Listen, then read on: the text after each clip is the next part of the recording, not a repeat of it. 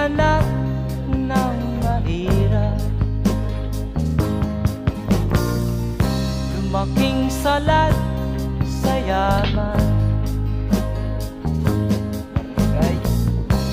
Maagang nawala si ama,